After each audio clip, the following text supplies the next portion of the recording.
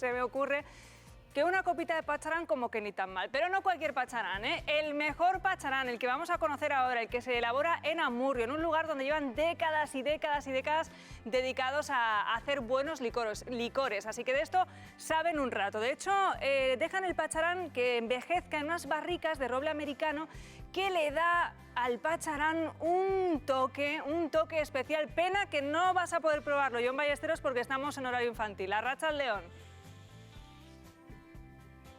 Pero tú no sabes lo que va a pasar cuando se acabe el pinchazo. Arratsaldeon. Estas son las barricas, efectivamente, donde se envejece ese pacharán, que más de uno habrá pensado, ¿cómo que envejecer el pacharán? ¿Se puede envejecer?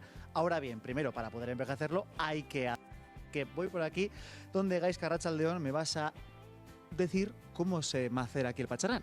Arratsaldeon, Jon. Bueno, el pacharán es la maceración de endrinas en anís. Entonces aquí tenemos las endrinas, que bueno, las voy a mostrar si queréis. Aquí tenemos más o menos, esto es un bidón de 1000 litros, y aquí tenemos las endrinas, cómo están macerando con el anís. Y bueno, pues esto sería el pacharán, por decir una manera, de manera tradicional. El pacharán macerado, que sería en este caso, en nuestro caso, el pacharán barañano. Y luego tenemos, ya damos una vuelta de tuerca, y tenemos el pacharán Gaizka, que es un pacharán con la endrina deshuesada. Porque esta tiene hueso. Esta tiene hueso. Lo que es la endrina, pues si la gente no lo sabe, la endrina es este fruto silvestre que tiene por un lado lo que es la fruta, la pulpa, y luego por otro lado está el hueso. Dinos, Ane. Oye, ¿y hay mucha diferencia entre el pacharán que se hace con endrina, con hueso y sin hueso? Sí, el tema es que, claro, en la maceración, si tú estás durante mucho tiempo macerando la endrina en el pacharán, lo que puede coger el riesgo es que el pacharán coja sabor al hueso. Entonces nosotros quitamos el hueso, hacemos una maceración más prolongada, y esa maceración pues hace que tenga más sabor a endrina y conseguimos un pacharán de mayor calidad, que en ese caso sería el pacharán Gaizka. Yo tengo otra pregunta, porque claro, yo ahora mismo soy más alto que este bidón, cuando normalmente los bidones donde se hace el pacharán son enormes. ¿Por qué este tamaño tan pequeñito? Sí, nosotros somos una microdestilería, entonces lo que buscamos es que sea todo lo más parecido a como se hace en casa. Entonces, en vez de hacerlo como se hace en otros lugares, pues igual en contenedores, en bidones de 50.000 litros, nosotros lo hacemos en lo más pequeño que podemos, de 1000 litros. Entonces, aquí hay endrinas de más o menos 800.000 kilos, y aquí se hace la maceración para que todo sea, para que el contacto del anís en la endrina sea lo más uniforme y tenga mucho contacto, porque si no se aplastan, se quedan abajo, entonces el pacharán pues bueno, no sale tan buena calidad. Es más costoso, pero bueno, sale mejor. El pacharán lo hacemos y luego lo envejecemos. Que claro, es la gran pregunta, Gaizka. ¿Cómo que envejecer el pacharán? ¿Por qué lo envejecéis aquí?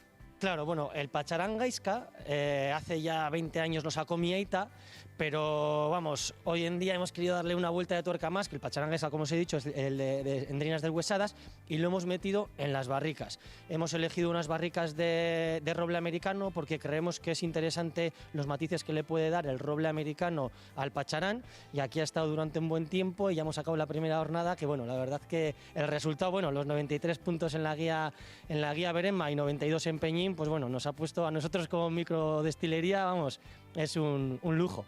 Esto es el pacharán, Ane, que yo lo consumo, pero no mucho. Lo que sí consumo mucho es el vermut, que aquí también lo tienen, vamos, está riquísimo, y me han enseñado también cómo lo maceran. Para macerar bien el vermú, aquí lo que primero tenemos que tener es vino. El 75% del vermú tiene que ser vino, y luego macerar los botánicos, que es donde nosotros le queremos y le damos importancia a nuestro vermú. ¿Qué botánicos utilizáis?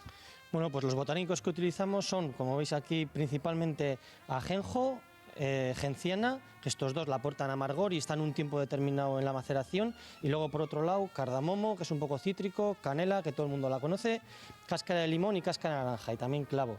Veo que por aquí tienes una especie de bolsa. Explícame qué echamos primero, si echamos todo a la vez. Dividimos los botánicos en dos diferentes, porque son diferentes tiempos de maceración, unos más tiempo y otros menos. Entonces en una bolsa echamos los cítricos y luego en otro lado los amargos. Entonces los amargos están menos tiempo porque tienen mucha potencia, y si no el vermú quedaría excesivamente amargo. ¿Cuándo tendríamos listo nuestro vermut? Pues más o menos después de 3 semanas, después de las maceraciones y un poco de reposo, 3 semanas, un mes, tienes un vermut como este si quieres en casa. Un vermut que además Huele de maravilla. Veo que aquí manejáis el vermut desde hace un montón de años. Sí, aquí tenemos recetas que me inspiraron para empezar a hacer el vermú. La verdad que el primer vermú que hice de prueba fue con esta receta. Luego obviamente lo he tenido que adaptar a estos tiempos actuales, pero claro, esto es de 1800 y pico, entonces pues bueno, hay que actualizarse.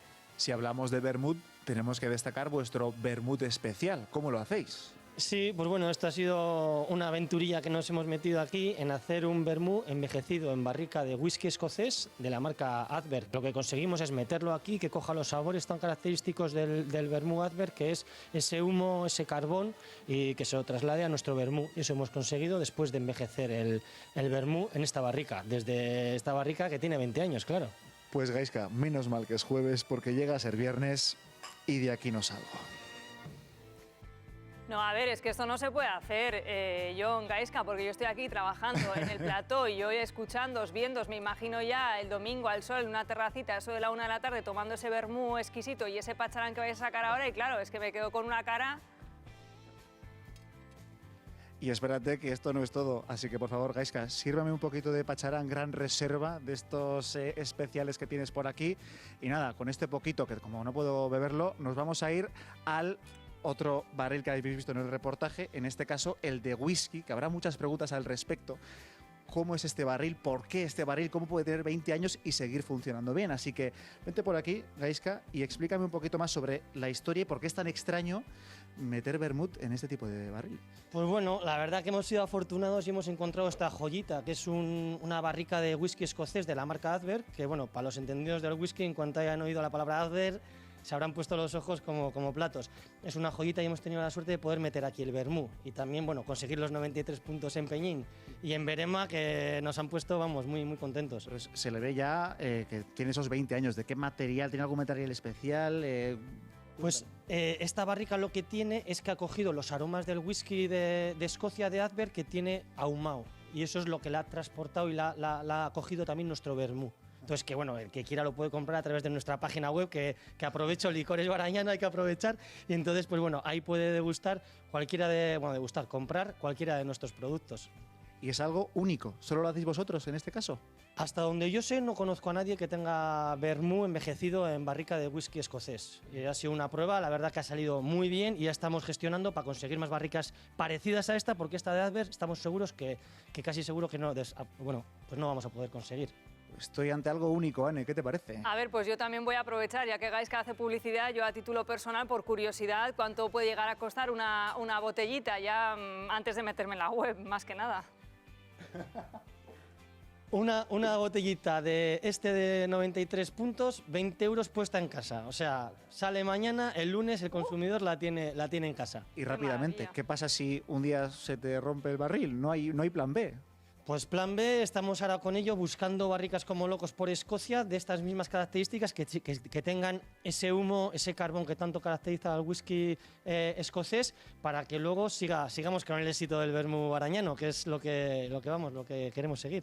Pues Anne, antes te he dicho, no te digo lo que va a pasar después del directo. Más o menos te puedes hacer una idea, pero de momento te diré que huele de maravilla. A ver, no te pases, Jon Ballesteros, que estamos a jueves, que mañana tienes que currar también, así que tú verás, controla. Es que ricasco, Gaiska, es que ricasco, Jon Ballesteros. Oye, vermú y pacharán de premio, ¿eh?